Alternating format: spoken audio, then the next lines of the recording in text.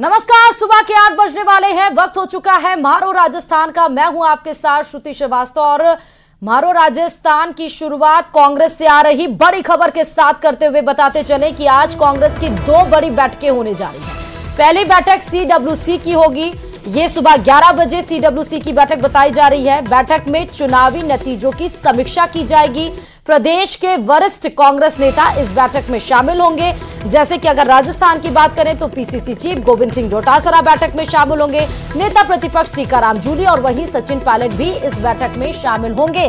दिल्ली पहुंच चुके हैं प्रदेश के कांग्रेस के बड़े नेता और उसके बाद दूसरी जो बैठक है वो शाम 5:30 बजे संसदीय दल की बैठक होने जा रही है। बताया जा रहा है संसद भवन के सेंट्रल हॉल में ये बड़ी बैठक संसदीय दल की होगी, जहां पर सोनिया गांधी को संसदीय दल का अध्यक्ष चुना जा सकता है।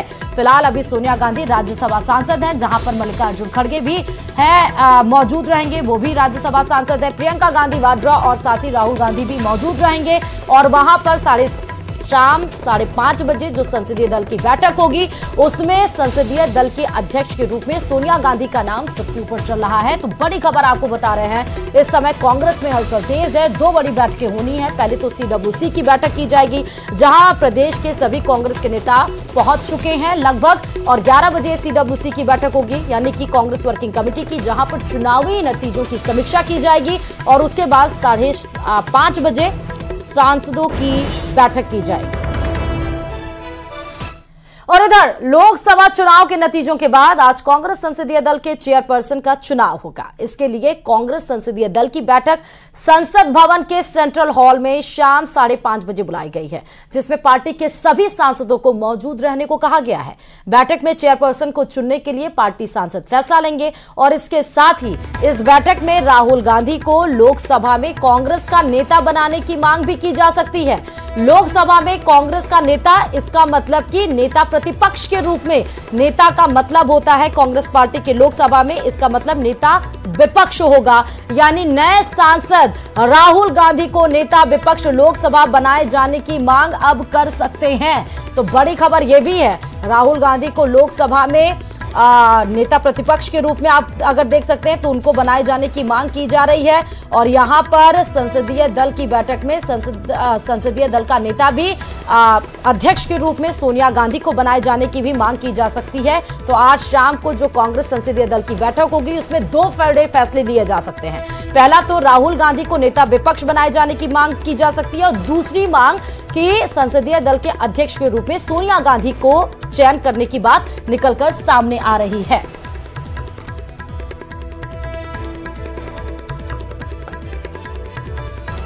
और आज लखनऊ में समाजवादी पार्टी की भी संसदीय दल की बैठक होगी। बैठक होनी है और इस बैठक में समाजवादी पार्टी संसदीय दल के नेता का चुनाव हो सकता है। बताते चले कि उत्तर प्रदेश की राजधानी लखनऊ में समाजवादी पार्टी के दफ्तर में सुबह 11 बजे 11:30 बजे के करीब ये बैठक शुरू होगी। लोकसभा चुनाव में समाजवादी पार्टी के 37 सांसद इस बार चुनकर आए हैं। 2019 की बात करें तो गठबंधन थी, लेकिन जोर का झटका लगा था। सिर्फ और सिर्फ 5 सीटें हासिल हुई थी और उसके परिवेश में 37 सांसद इस बार चुनकर आए हैं। सुबह 11:30 बजे बताया जा रहा है कि समाजवादी पार्टी के दफ्तर में ये संसदीय दल की बैठक होगी, जहां पर संसदीय दल के नेता की कौन होगा उसका चयन किया जाएगा। 11:30 बजे समाजवादी पार्टी के दफ्तर में संसदीय दल की आज सुबह बैठक होनी है। और वहीं लोकसभा चुनाव में जीत दर्ज करने के बाद नरेंद्र मोदी लगातार तीसरी बार रविवार को यानी कि 9 जून को प्रधानमंत्री पद की शपथ लेंगे। राष्ट्रपति द्रौपदी मुर्मू नरेंद्र मोदी को पद की गोपनीयता की शपथ दिलाएंगी। 9 जून को नरेंद्र मोदी शाम 7:15 पर शपथ लेने वाले हैं। राष्ट्रपति भवन में शपथ ग्रहण कार्यक्रम होगा। राष्ट्रपति द्रौपदी मुर्मू प्रधानमंत्री के साथ साथ केंद्रीय मंत्री परिषद के सदस्यों को भी पद और गोपनीयता की शपथ दिलाएंगी। बताते चले कि शुक्रवार को राष्ट्रपति द्रौपदी मुर्मू ने नरेंद्र मोदी को नई सरकार के गठन का न्योता दिया। राष्ट्रपति ने मोदी को दही चीनी खिलाकर नई सरकार बनाने के लिए आमंत्रित भी किया। ये तस्वीरें भी आप देख सकते हैं, बहुत अहम। एक तो पहली तस्वीर जब सरकार बनाने का दावा पेश किया गया, दूसरी और तीसरी तस्वीर भी आप देख सकते हैं, जहां पर राष्ट्रपति द्रौपदी मुर्मू ने उनको आमंत्रित किया सरकार बनाने के लिए। आज सुबह एनडीए की मीटिंग हुई थी। एनडीए के सभी साथियों ने मुझे फिर से एक बार इस दायित्व के लिए पसंद किया है और सभी एनडीए के साथियों ने राष्ट्रपति जी को इसकी जानकारी दी और राष्ट्रपति जी ने मुझे अभी बुलाया था और मुझे प्रधानमंत्री डेजिग्नेटेड के रूप में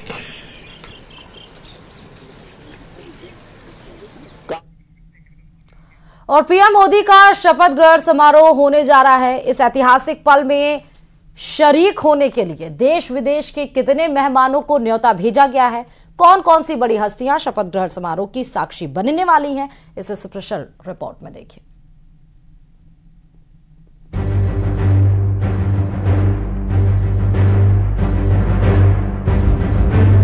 ये तस्वीरें बहुत खास हैं।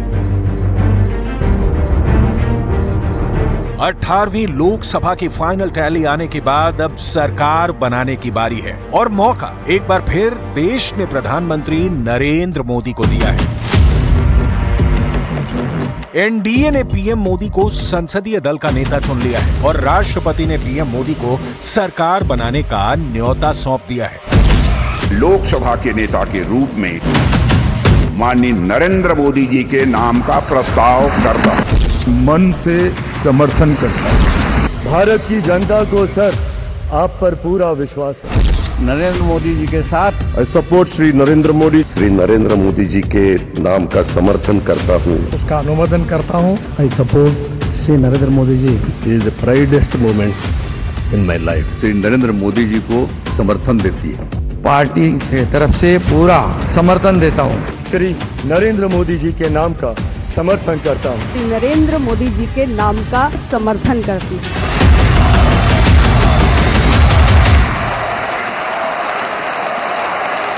मैं नरेंद्र दामोदर दास मोदी ईश्वर की शपथ लेता हूं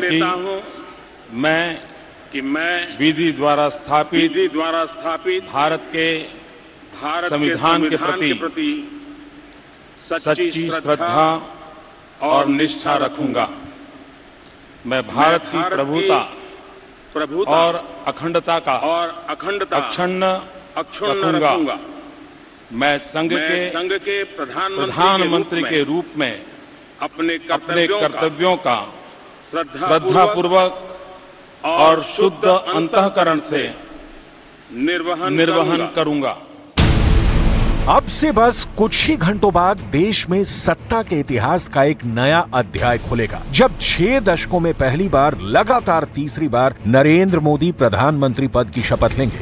मैं संघ के प्रधानमंत्री के रूप में अपने कर्तव्यों का श्रद्धापूर्वक और शुद्ध अंतःकरण से निर्वहन करूंगा।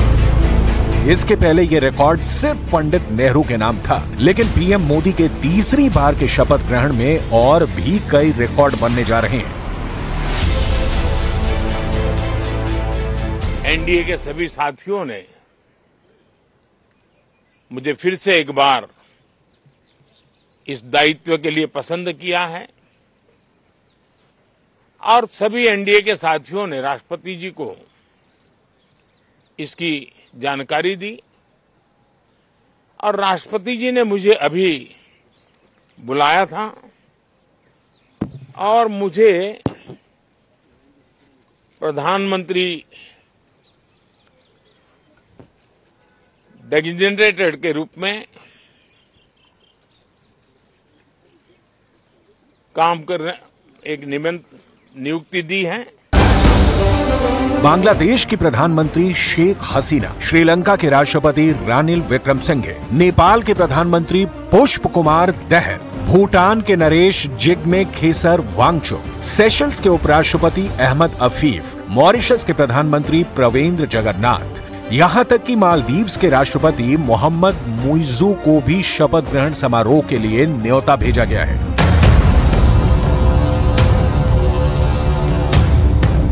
मालदीव के प्रेसिडेंट मोइज़ू को बुलाना इसलिए भी खास है क्योंकि मोइज़ू उन नेताओं में गिने जाते हैं जो अपने देश में चीन के प्रति दोस्ती और भारतीय नागरिकों को भगाने वाले अभियान चलाते हैं। लेकिन यह ध्यान देने वाली बात है कि प्रधानमंत्री नरेंद्र मोदी ने अपने पहले शपथ ग्रहण समारोह के दौरान भी सार्क के देशों को इन्विटेशन दिया था।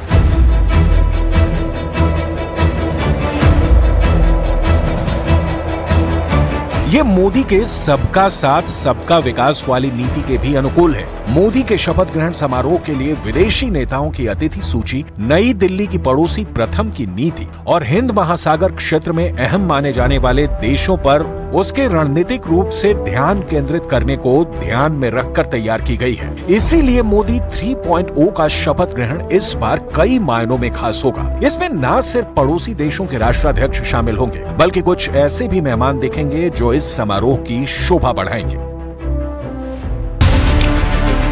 पीएम मोदी के तीसरे शपथ ग्रहण कार्यक्रम में वकील, डॉक्टर, कलाकार, सांस्कृतिक कलाकार, प्रभावशाली व्यक्ति और अलग अलग पेशे से जुड़े प्रमुख व्यक्तियों को भी कार्यक्रम में बुलाया गया है। सभी धर्मों के करीब 50 प्रमुख धार्मिक गुरुओं को कार्यक्रम में आमंत्रित किया जाएगा। इसके अलावा सेंट्रल वेस्टा परियोजना के मजदूर, ट्रांसजेंडर, विकसित भारत के राजदूत, सफाई कर्मचारी और लाभार्थी भी आमंत्रित किए जाएंगे। इसके साथ ही आदिवासी महिलाएं, पद्म सम्मान से सम्मानित लोग भी शामिल होंगे। 2014 में भी जब नरेंद्र मोदी ने पहली बार प्रधानमंत्री पद की शपथ ली थी, वो समारोह भी परंपरागत समारोहों से बहुत अलग था। 2019 में भी पीएम मोदी के शपथ ग्रहण समारोह में भी परंपरा से अलग बहुत कुछ हुआ और अब की बार भी खास होने जा रहा है। प्रधानमंत्री नरेंद्र मोदी ने जो 2 टर्म की सरकार चलाई है वो एनडीए की ही सरकार थी, लेकिन उसमें बीजेपी को पूर्ण बहुमत हासिल था। ये पहली बार होगा कि पीएम मोदी एनडीए की सरकार चलाएंगे जिसमें बीजेपी को पूर्ण बहुमत हासिल नहीं है। लेकिन जिस तरह से एनडीए के सहयोगी दलों ने पीएम मोदी के प्रति विश्वास जताया है वो अब की बार की सरकार को भी खास बनाता है और खास सरकार के शपथ ग्रहण के लिए जाहिर है तैयारियां भी खास हो रही हैं। और चलिए, बिहार के मुख्यमंत्री नीतीश कुमार और नरेंद्र मोदी के बीच शानदार केमिस्ट्री नजर आई। नीतीश कुमार ने पीएम मोदी यानी कि नरेंद्र मोदी के पैर भी छुए। नीतीश कुमार के संबोधन के दौरान नीतीश की बातें सुनकर नरेंद्र मोदी के चेहरे पर मुस्कान दौड़ गई। देखिए रिपोर्ट। हम सब लोग इनके साथ रहेंगे और एक साथ होकर के जो कुछ भी करेंगे इनकी बात को मानते हुए हम लोग आगे चलेंगे।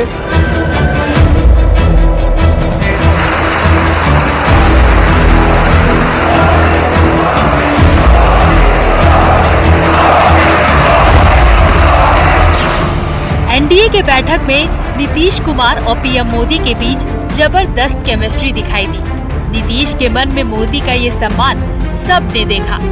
सबके सामने एनडीए की बैठक में नीतीश कुमार ने पीएम मोदी के पैर छुए। देखिए कैसे नीतीश ने अपना हाथ मोदी के पैर की तरफ बढ़ाया और पीएम ने उनका हाथ पकड़कर उनका अभिवादन स्वीकार किया। जब एनडीए के नेता के रूप में पीएम मोदी के नाम का अनुमोदन करने के लिए नीतीश कुमार को बुलाया गया तो वो पीछे की ओर से जाने लगे तो पीएम ने उनका हाथ पकड़कर उन्हें अपने सामने से जाने का इशारा किया। इसके बाद जब नीतीश ने बोलना शुरू किया तो उन्होंने जमकर पीएम मोदी की तारीफ की। हमारी party Janata Dal United, Bharatiya Janata party संसदीय दल के नेता आदरणीय श्री नरेंद्र मोदी जी को भारत के प्रधानमंत्री पद के लिए समर्थन देती है और ये बहुत ही खुशी की बात है। 10 साल से ये प्रधानमंत्री हैं और फिर प्रधानमंत्री होने जा रहे हैं और इन्होंने पूरे देश की सेवा की। अब पूरा भरोसा है कि जो कुछ भी बचा है अगली बार ये सब पूरा कर देंगे। नीतीश की बातें सुनकर पीएम मोदी के चेहरे पर मुस्कान दौड़ गई। नीतीश भी मुस्कुरा रहे थे और नरेंद्र मोदी भी। ये मुस्कान आज विपक्ष को पसंद नहीं आई होगी। नीतीश ने भरोसा दिलाया कि वो और उनकी पार्टी पूरी तरह पीएम मोदी के साथ है और उन्होंने सियासी अवसर तलाश रहे विपक्षी की सारी उम्मीदों पर पानी फेरते हुए साफ साफ कह दिया कि विपक्ष के लिए दिल्ली अभी दूर है। तो हम लोगों को तो अब लगता है कि अगली बार जो आप आइएगा ना, तो इस बार हम देखें कि कुछ इधर उधर कुछ जीत गया है, अगली बार सब हारेगा, हमको पूरा भरोसा। ये सब बिना मतलब का बात बोल बोल करके क्या किया है? ये सब कोई काम किया है? उन लोगों ने आज तक कोई काम नहीं किया, देश की कोई सेवा नहीं की है। लेकिन आपने इतनी सेवा की है और उसके बाद इस तरह से हुआ है, तब इस बार फिर जो मौका मिला है, तो इस मौका के बाद आगे अब उन लोगों के लिए कोई गुंजाइश नहीं रहेगा, वो सब खत्म हो जाएगा। अपना संबोधन खत्म करने के बाद जब नीतीश वापस अपनी सीट पर पहुंचे, तो उन्होंने पीएम मोदी के पैर छुए, तो पीएम ने उनका हाथ पकड़ लिया। पूरा हॉल तालियों और मोदी मोदी के नारों से गूंज उठा। नीतीश और पीएम मोदी के बीच ये अंडरस्टैंडिंग आने वाले 5 सालों के लिए मजबूत सरकार की ओर इशारा कर रही है। Bureau report, news 18।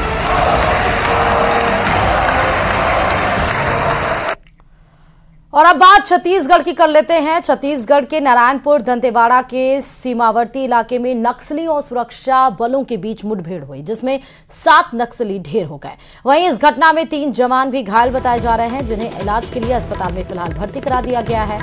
ये भी बताया जा रहा है कि सुरक्षा बलों को नक्सल विरोधी अभियान के तहत नारायणपुर, दंतेवाड़ा और कोंडागांव जिले की सीमा पर स्थित मुंगेरी और गोबेल क्षेत्र में भेजा गया था। जवानों को ईस्ट बस्तर डिवीजन इलाके के एक गांव में कई नक्सलियों के होने की जानकारी मिली थी। उसके बाद ही अभियान चलाया गया और मुठभेड़ के दौरान 7 नक्सली को ढेर किया गया, लेकिन इस मुठभेड़ में 3 हमारे जवान भी घायल हो गए, जिनको अस्पताल में भर्ती फिलहाल करा दिया गया है। इलाज उनका जारी है।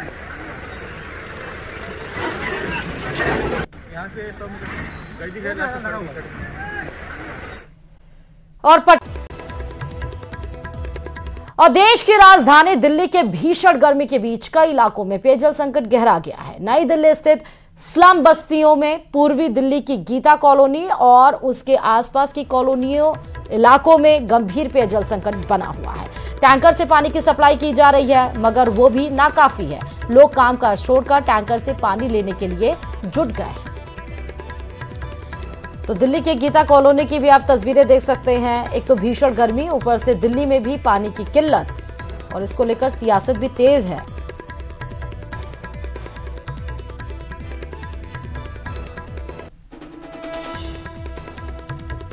एक टैंकर यहाँ 2 बाल्टी लेके जा रहे, शाम तक कैसे करोगे? शाम को क्या करूँगा, वैसे कोनो में लपुल करेंगे और क्या करेंगे। कहाँ से लाते हो और पानी फिर? और कहाँ लाते, यहीं से लेके जाए थे तो ले जाए तो संध्या पर चलता है, फिर करते बड़े पड़ते, क्या करूँ। पानी भरने में तो बहुत ज़्यादा दिक्कत हो रहा है भगवान। पानी में तो ऐसी ही दुर्दशा सब रोज ही रहता है। एक रोज का बात हो तो ठीक भी है, जिसको कारण ड्यूटी भी छूट जाता है। एक पानी को 10 लीटर को लिए ड्यूटी छूट जाता है। कितना पानी मिलता होगा और कितने की आबादी है? ये यहाँ तो आबादी जो है सो 3 टैंकर का रोज का है, बल्कि 1 टैंकर आता है, जिसमें सबको लड़ाई होता है। और देहरादून में IMA की पासिंग आउट परेड हो रही है, जिसमें 394 जेंटलमैन कैंडिडेट्स पास आउट होंगे, जबकि 39 विदेशी कैंडिडेट्स भी इसमें पास आउट होंगे। 10 मित्र देश के 39 जेंटलमैन कैडेट्स परेड में शामिल होंगे। देश को 355 सैन्य अधिकारी मिलेंगे।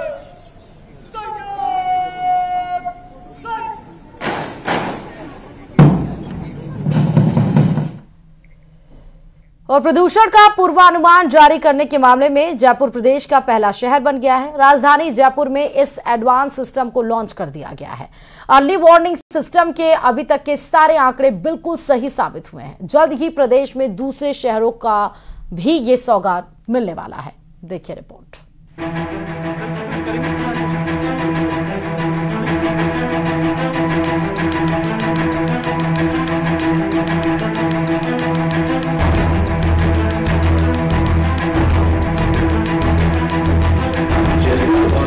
जयपुर समेत प्रदेश के ज्यादातर शहरों में प्रदूषण का स्तर बढ़ता जा रहा है।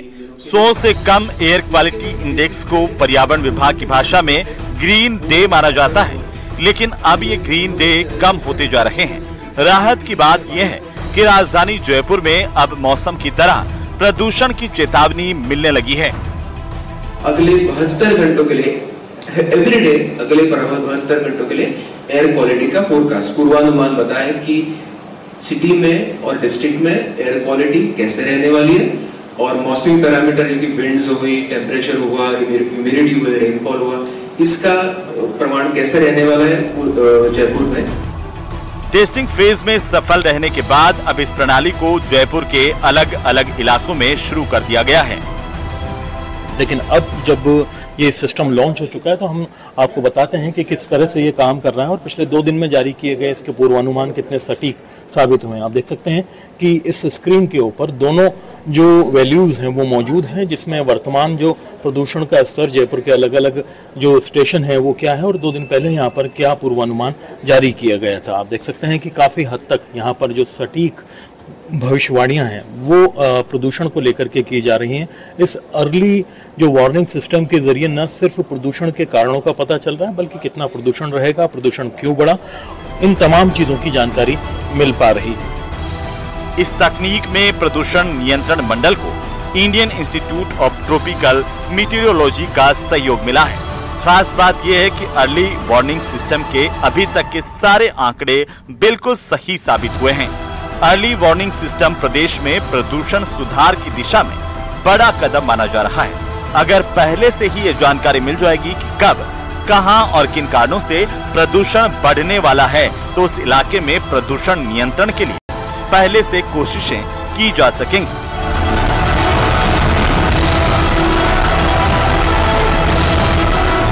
अगर देखा जाए तो राजस्थान प्रदूषण नियंत्रण मंडल ने जब इसे लॉन्च कर दिया है तो इसकी लॉन्चिंग के बाद से एक महत्वपूर्ण जो जिम्मेदारी उनके ऊपर है वो ये है कि जहां जहां प्रदूषण बढ़ने वाला है उसको लेकर के चेताया जाए और किस तरह से उस प्रदूषण को वक्त रहते कंट्रोल किया जा सकता है, इन तमाम चीज़ों की गौर व फिक्र भी शुरू की जाए। अरबाज अहमद, न्यूज़ 18 के लिए जयपुर से।